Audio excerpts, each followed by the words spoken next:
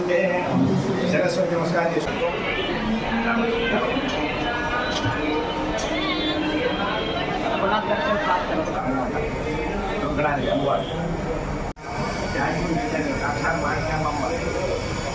ముద్రగడ పద్మనాభం గారు వ్యాఖ్యలు దరిద్రం గురించి ప్రశ్న వాడు ఒక మనిషి అని చెప్పాలి. ఆల్రెడీ మేము 10 రోజులు అయిపోయింది. ఇప్పుడు నిన్న 17 ర్యాలీ జరిగింది. నిన్న సాయంత్రం 6 గంటలకు వచ్చాము. ఆ ర్యాలీలో మన వర్మ గారు, అలాగే ములపూరు ర్యాలీ, వర్మ గారు, నాగబాబు గారు వాటితో పాటు మొత్తం ప్రచారం చేసేసాను. అద్భుతమైన స్పందన.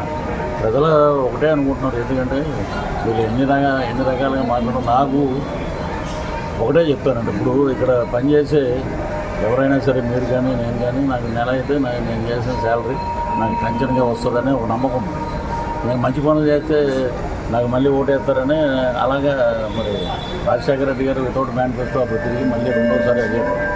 వీళ్ళు ఏంటంటే 175 వచ్చేస్తాన్నవాడు నువ్వు అంత స్తబ్దతగా ఉండాలి. నువ్వేమో ప్రతి ఒక్కరి మీద ఏర్పడి ఈ పవన్ కళ్యాణ్ గారు అసెంబ్లీ రాకూడదు, ఏం వస్తే మీకు ఏం చేసి మీ బాగోతాలు బయటపడతారు. మీరేంటంటే జగన్మోహన్ రెడ్డి లాంటి వాళ్ళు స్ట్రీట్కి ఒకడు ఉంటాడు, పవన్ కళ్యాణ్ లాంటి వాళ్ళు స్టేట్కి ఒకడు ఉంటాడు. సరే, పవన్ కళ్యాణ్ గారిని విమర్శించడం ముద్రగడ పద్మనాభం అదే అక్కడ చెప్తాం. ఆ ముద్రగడ గురించి ఎందుకండి, శ్రీపాద వల్ల దేవస్థానం ఎలిగేషన్ వేసి చేసి నా కుటుంబం ఎంత బాధపడి ఉంటుంది, నా సన్నిహితులు ఎంత బాధపడి ఉంటారు, నా కోసం క్యారెక్టర్లు రాసిన రైటర్స్, డైరెక్టర్స్, ప్రొడ్యూసర్స్ ఎంత బాధపడి ఉంటారు. మాకు తెలుసు పృథ్వీరాజ్ అంటే అనేది. దరిద్రమైన రాజకీయాల్లోకి వెళ్ళటం అనేది వచ్చింది. నేను ఒక్కనే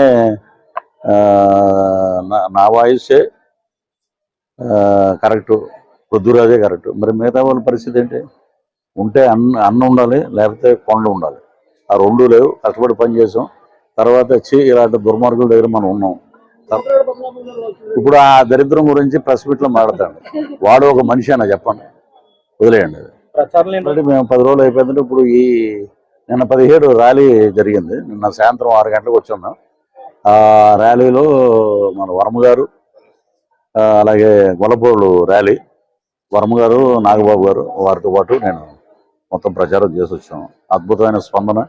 ప్రజలు ఒకటే అనుకుంటున్నారు, ఎందుకంటే వీళ్ళు ఎన్ని రకాలుగా మాట్లాడడం. నాకు ఒకటే చెప్తానండి, ఇప్పుడు ఇక్కడ పనిచేసే ఎవరైనా సరే, మీరు కానీ నేను కానీ, నాకు నెల అయితే నేను చేసిన శాలరీ నాకు టెన్షన్గా వస్తుందని ఒక నమ్మకం ఉంది. నేను మంచి పనులు చేస్తే నాకు మళ్ళీ ఓటేస్తారని. అలాగా మరి రాజశేఖర రెడ్డి గారు వితౌట్ మేనిఫెస్టో అప్పుడు తిరిగి మళ్ళీ రెండోసారి అయ్యాడు ఆయన. వీళ్ళు ఏంటంటే 175 వచ్చేస్తాన్నవాడు నువ్వు అంత స్తబ్దతగా ఉండాలి. నువ్వేమో ప్రతి ఒక్కరి మీద ఏర్పడి ఈ పవన్ కళ్యాణ్ గారు అసెంబ్లీ రాకూడదు, ఏం వస్తే మీకు ఏం చేసి మీ బాగోతాలు బయటపడతాయి. మీరేంటంటే జగన్మోహన్ రెడ్డి లాంటి వాళ్ళు స్ట్రీట్కి ఒకడు ఉంటాడు, పవన్ కళ్యాణ్ లాంటి వాడు స్టేట్కి ఒకడు ఉంటాడు.